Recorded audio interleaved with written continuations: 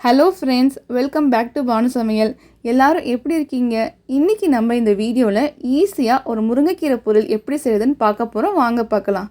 First இதுக்கு தேவையான பொருள் பார்த்துக்கலாம். ஒரு கத்தை முருங்கைக்கீரையை உருவி கழுவி வச்சுக்கோங்க. 20 சின்ன வெங்காயம் கட் பண்ணி வச்சுக்கோங்க. 3 பச்சை மிளகாய் கட் பண்ணி எடுத்துக்கோங்க. வாங்க இப்போ நம்ம செய்ய ஆரம்பிக்கலாம்.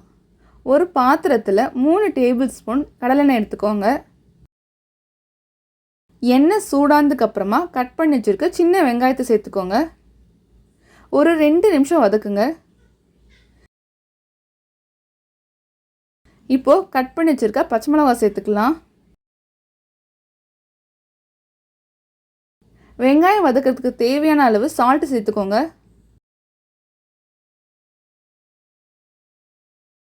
வெங்காயத்தை நல்லா பொன்னிறமாக வதக்குங்க. வெங்காயம் நல்லா வதங்கிருச்சு. இந்த ஸ்டேஜில் நம்ம கழுவி வச்சுருக்க கீரையை சேர்த்துக்கலாம்.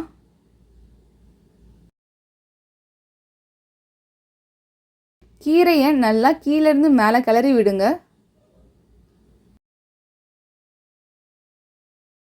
இப்போது கீரைக்கு தேவையான சால்ட் சேர்த்துக்கோங்க.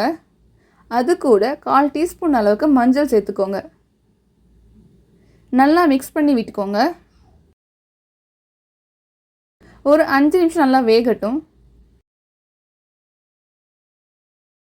இப்போது ஒரு 2 கப் அளவுக்கு தண்ணி சேர்த்துக்கோங்க.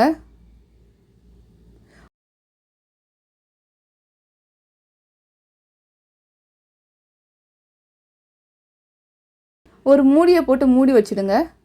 ஒரு 10 நிமிஷம் நல்லா கீரை வேகட்டும். இப்போது ஒரு 1/4 மூடி அளவுக்கு தேங்காவை மிக்சியில் அரைச்சி வச்சுக்கோங்க. உங்கள்கிட்ட தேங்காய் துருவல் இருந்தால் துருவி வச்சுக்கோங்க. தேங்காய் இப்போ ஆட் பண்ணக்கூடாது, கடைசியாக ஆட் பண்ணிக்கலாம். 10 நிமிஷம் ஆயிடுச்சு.